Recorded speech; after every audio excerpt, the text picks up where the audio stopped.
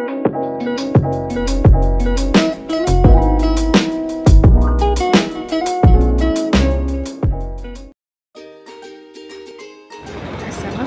warahmatullahi wabarakatuh. Baiklah, di sini saya akan menjelaskan tentang bab 6, yaitu konsep manajemen pendidikan tingkat tinggi dengan dosen pengampu Dr. Muhammad Kristiawan, Magister Pendidikan. Nah, bagian A yaitu konsep dasar pendidikan tinggi dan perguruan tinggi. Pendidikan tinggi adalah pendidikan pada jalur pendidikan sekolah pada jenjang yang lebih tinggi daripada pendidikan menengah di jalur pendidikan sekolah. Nah, yang pertama yaitu konsep pendidikan tinggi menurut Peraturan Pemerintah Republik Indonesia Nomor 60 Tahun 1999 tentang pendidikan tinggi. Tujuannya, pendidikan tinggi ini adalah menyampaikan peserta didik menjadi anggota masyarakat yang memiliki kemampuan akademik dan atau profesional. Yang kedua, yaitu mengembangkan dan menyebarluaskan ilmu pengetahuan teknologi dan atau kesenian. Nah, yang kedua yaitu konsep perguruan tinggi. Perguruan tinggi dapat dibentuk akademik, politeknik, sekolah tinggi, institut, dan universitas. Nah, pengertian dari masing-masing suatu pendidikan tersebut adalah sebagai berikut. Yang bagian akademik, menyelenggarakan program pendidikan profesional pada suatu cabang. Yang B, yaitu politeknik, menyelenggarakan program pendidikan profesional pada beberapa bidang pengetahuan khusus. Yang bagian C, yaitu sekolah tinggi, menyelenggarakan program pendidikan akademik dan atau profesional. Yang bagian D, yaitu institut, menyelenggarakan program sebagai pendidikan akademik. Yang terakhir yaitu E, universitas. Nah, universitas menyelenggarakan program pendidikan akademik atau profesional dalam beberapa disiplin. Nah, yang bagian B yaitu penyelenggaraan pendidikan tinggi. Nah, Peraturan Pemerintah Nomor 60 Tahun 1999 tentang pendidikan tinggi mengatur bahwa penyelenggaraan perguruan tinggi yang dilakukan oleh masyarakat haruslah berbentuk yayasan atau badan yang bersifat sosial. Nah, selanjutnya bagian C yaitu manajemen perguruan tinggi.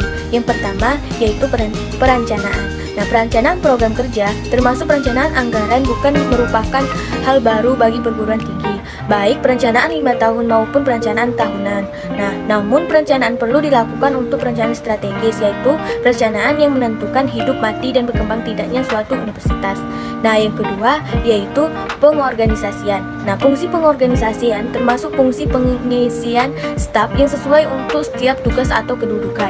Nah, pengisian staf atau karyawan perlu membedakan beberapa jenis karyawan yang bekerja di suatu universitas. Nah, yang masing-masing mempunyai tugas khas dan karakteristik sendiri-sendiri. Nah, manajemen perguruan tinggi yang ketiga yaitu penggerakan atau uploading.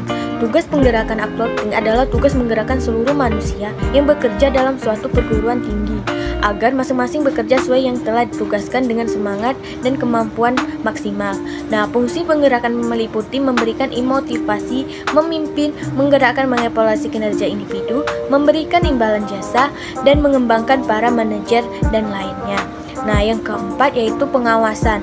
Nah, pengawasan ini berfungsi terakhir manajemen, namun bukan berarti yang paling kurang penting. Pengawasan adalah pengamatan dan mengukur apakah pelaksanaan dan hasil kerja sudah sesuai dengan perencanaan atau tidak.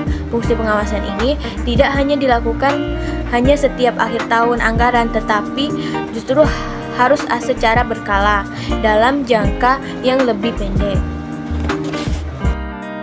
Ada berapa sih dimensi makna perguruan tinggi? Dimensi makna perguruan tinggi ada 5, yaitu yang pertama dimensi etis, yang kedua yaitu dimensi keilmuan, yang ketiga dimensi kependidikan, yang keempat dimensi sosial, dan yang terakhir dimensi korporasi.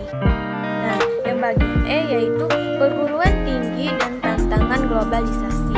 Nah, globalisasi berpengaruh pada semua tingkah laku manusia yang berdampak dalam tingkatan berbeda pada budaya, masyarakat, dan manusia.